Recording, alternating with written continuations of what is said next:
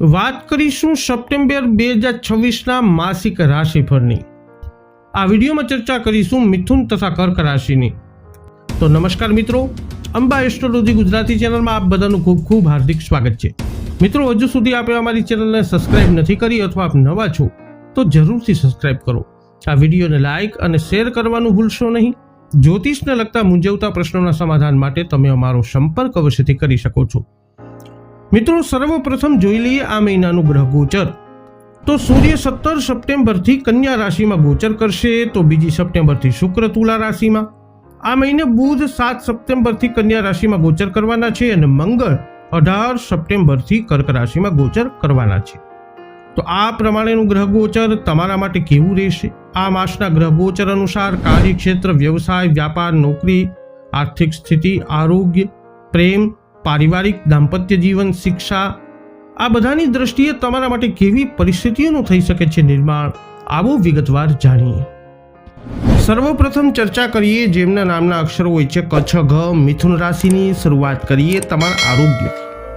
આ મહિને સૂર્ય દ્વારા તમારા સ્વાસ્થ્યનું સારી રીતે ધ્યાન રાખવામાં આવશે, જેનાથી તમને અસાધારણ શક્તિ અને જોમ મળશે। તમારી નબળાઈ અને નર્વસ ડિસઓર્ડર પ્રત્યેની વૃત્તિ મોટા ભાગે નિયંત્રણમાં રહેશે।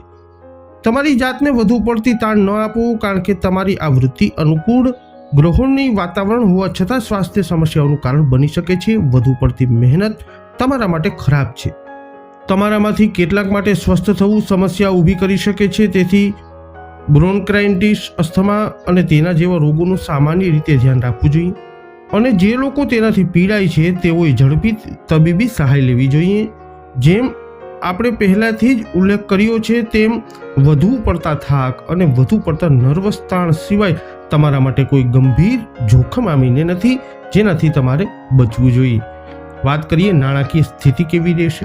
આ મહિને નાણાકીય લાભ માટે ભવિષ્ય એકદમ ઉજ્જવળ છે।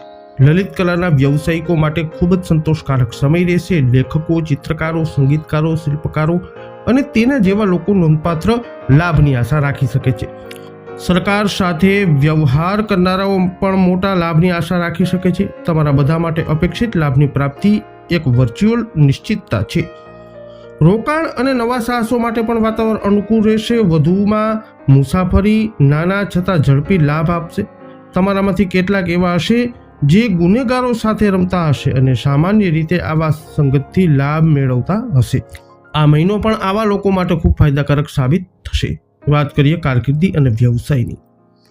આ મહિને તમારા વ્યવસાયિક ભાવિ સંબંધમાં તમારી સામે જે ગ્રહોની સ્થિતિ છે તેમાં કોઈ ખાસ સારું નથી। તમારે સ્થિતિને મજબૂત બનાવવા માટે કામ કરતા પ્રભાવો મોટા ભાગે બિન અસરકારક રહેશે। સંપર્કો પણ ખૂબ મદદરૂપ નહીં થઈ શકે। તમારા કાર્યસ્થળ પર વ્યવસાય હોય કે નોકરી, તમને રાજકારણમાં સામેલ કરવાનો પ્રયત્ન થશે, જેનો તમારે સખત વિરોધ કરવો જોઈએ, કારણ કે આવી ભાગીદારી તમારા માટે બિલકુલ સારી નથી। તમારા વરિષ્ઠ અધિકારીઓ અથવા અન્ય ઉચ્ચ અધિકારીઓ સાથે સંભવિત સંઘર્ષ અથવા ગંભીર મતભેદોના કારણો પણ છે। વિચિત્ર પરિસ્થિતિઓનો અંદાજ લગાવી અને આને શ્રેષ્ઠ રીતે ટાળવું જોઈએ। હવે વાત કરીએ મિથુન રાશિના વિદ્યાર્થીઓની। આ મહિને તમારે તમારા ઈચ્છિત લક્ષ્યો પ્રાપ્ત કરવા માટે ખૂબ જ સંઘર્ષ કરવો પડશે, પરંતુ પ્રતિકૂળ સંયોગનો સામનો કરવો પડશે। ભાષાઓ, સાહિત્ય, જનસંચાર અને પત્રકારત્વનો અભ્યાસ કરતા લોકોને ક્યાંય પણ પહોંચવા માટે ઘણા વધારાના પ્રયત્નો કરવા પડશે। ટેકનિકલ અભ્યાસના વિદ્યાર્થીઓ માટે પણ આવું જ હશે। જોકે આ લોકો એવા ક્ષેત્રોમાં ઉત્કૃષ્ટ બની શકે છે જ્યાં ટેકનિકલ કૌશલ્ય અને કુશળતાની જરૂરત હોય। તમારામાંથી મોટાભાગના લોકો એવી રીતે પ્રભાવિત થશે જે તમને આત્મવિશ્વાસપૂર્ણ અને અર્થહીન દલીલબાજી બનાવશે। આવી વૃત્તિઓને કાબૂમાં રાખો, કારણ કે આવા પ્રયત્નોથી બહુ ઓછું સારું થઈ શકે છે। વાત કરીએ પારિવારિક જીવનની। સપ્ટેમ્બર મહિનામાં તમારા પરિવારને મુશ્કેલ સમયનો સામનો કરવો પડશે, કારણ કે ગ્રહો સારી સ્થિતિમાં નથી। તમારા પરિવારની સ્ત્રી સભ્યો, ખાસ કરીને તમારી પત્ની સાથેના તમારા સંબંધોમાં ગંભીર તણાવ આવી શકે છે। ધીરજ રાખો અને કોઈ પણ પ્રકારના ગુસ્સાથી બચો। એવી પણ શક્યતા છે કે તમારામાંથી કેટલાકને તમારા પિતા સાથે ગંભીર મતભેદ થાય અને તેથી તમારે મુશ્કેલીઓના સ્થળો અને મુકાબલાથી દૂર રહેવું જોઈએ। બાળકો તમારી સમસ્યાઓમાં વધારો કરી શકે છે, તેનાથી પ્રવૃત્તિઓનું કાળજીપૂર્વક નિરીક્ષણ કરવું જોઈએ। તેમના પર વધુ સમય અને ધ્યાન આપવું જરૂરી છે। હવે વાત કરીએ જેમના નામના અક્ષરો હોય છે ડ અને હ કર્ક રાશિની. શરૂઆત કરી આરોગ્યથી. આ મહિને તમારું સ્વાસ્થ્ય નિયંત્રણમાં રહેશે. સૂર્ય તમને અપાર શક્તિ અને જોમ આપશે. જો કે બંધારણીય રીતે તમે સંધિવા અને પાચન તંત્રમાં વધુ પડતી ક્રોનિક બીમારીઓથી પીડાઈ શકો છો. આ મહિનાનું ગ્રહોનું સંરક્ષણ એવી મુશ્કેલીઓથી રાહતનું વચન આપે છે. જો કે સામાન્ય સાવધાની રાખવી એ સમજદારી ભર્યું રહેશે. એ યાદ રાખવું મહત્વપૂર્ણ છે કે તમારે કોઈ પણ બીમારી માટે બિનજરૂરી વિલંબ કર્યા વિના તાત્કાલિક તબીબી સહાય લેવી જોઈએ. કોઈ પણ બીમારીનું કાળજીપૂર્વક મૂલ્યાંકન કરવું જોઈએ, કારણ કે તમારા કિસ્સામાં સંભવતઃ રૂમેટિક હૃદય રોગનું લક્ષણ છે. વાત કરીએ નાણાકીય સ્થિતિની. આ મહિનો નફાકારક તકોથી ભરેલો છે, જેનો તમારે પૂરો લાભ લેવો જોઈએ. સરકારી સંસ્થાઓ અને વિભાગો સાથે સંકળાયેલા લોકોને નોંધપાત્ર ફાયદો થશે. સમય બગાડ્યા વિના આવા કોઈ પણ પ્રસ્તાવો સાથે આગળ વધો. કોઈ પણ મુકદ્દમા અથવા વિવાદ પણ તમને નોંધપાત્ર લાભ આપશે. આનાથી તમારામાંથી ઓછામાં ઓછા કેટલાકને નોંધપાત્ર નફો થશે. નવા સાહસ શરૂ કરવા અથવા રોકાણ કરવા માટે એક અનુકૂળ સમયગાળો હશે. નફો થોડો ધીમો હોઈ શકે છે, પરંતુ તે ચોક્કસપણે લાભ આપશે. તમારામાંથી કેટલાક વિવિધ પ્રકારના ગુનેગારો સાથે સંકળાયેલા હોઈ શકે છે. આવા વ્યક્તિઓ માટે આ ખૂબ જ નફાકારક સમયગાળો રહેશે. વાત કરીએ કારકિર્દી અને વ્યવસાયની. જે મહિનામાં તમે સામાન્ય રીતે સખત મહેનત કરો છો, ત્યાં ઉદાસીન ગ્રહો તમારા કાર્યભારમાં વધારો કરશે. તમારા કાર્યભારમાં વધારો થશે એટલું જ નહીં, પરંતુ તમારી ચિંતાઓમાં પણ વધારો થશે. તમારા કાર્યસ્થળ પર, પછી ભલે તે નોકરી હોય કે વ્યવસાય, કોઈ પણ પ્રકારના રાજકારણમાં સામેલ થવાનું ટાળો. એવા પ્રભાવો હશે જે તમારી સ્થિતિને મજબૂત કરવા માટે નબળા કામ કરશે, પરંતુ તે મોટા ભાગે પોતાના પર બિનઅસરકારક રહેશે. આ જાગૃતિ સાથે તમે આવા પ્રભાવોને મજબૂત કરવા માટે ખાસ પ્રયત્નો કરી શકો છો, જેથી કંઈક થાય.